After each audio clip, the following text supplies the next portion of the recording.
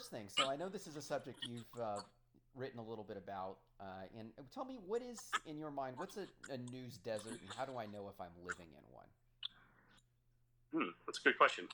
Okay, so I don't know. There may be a technical definition of it that I'm not aware of, but just sort of like from my own thoughts on the matter, it's an area, a region, a city that has no dedicated outlet of any type that covers the comings and goings of the people, the city government, and that sort of thing.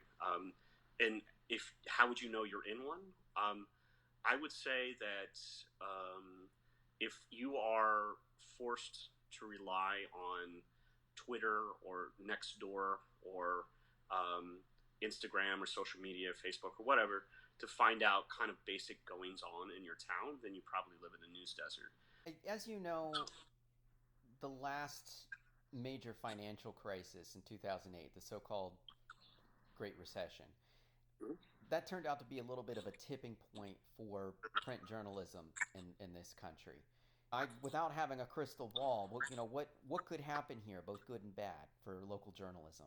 The good news is that people are really understanding the importance and the value of local journalism. The New York Times is not going to report on what's going on in Fort Lauderdale or Columbus or Denver or or Princeton. Absolutely, it's just not. This is not. There's not. They're a big, strong newspaper, but they don't have the resources nor the inclination to cover literally everything in the country. So you have to rely on local news sources to get information that might, in fact, save your life.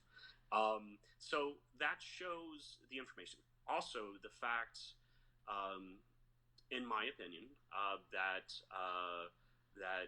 politicians, certainly here in Florida and also throughout the nation, have not been, and at the federal level, have not been consistent in their saying about what's going on. And so it really takes local journalists to kind of parse what's going on and how a particular directive or a particular thing might actually affect their particular town, right? So local journalism becomes that much more important for that. The downside, though, of course, is that because nobody can go out and nobody can really do much of anything, there's no reason for advertisers, the traditional advertisers for alternative papers in particular, are Mm-hmm. particularly hard because they have no subscription model. So the entirety of their business model is based on people buying ads for bars or clubs or services of whatever type, right? And newspapers do as well, but they also have the subscription model. And some larger newspapers are able to rely on a digital subscription model as well. Smaller newspapers seem to not do that unless they are really small.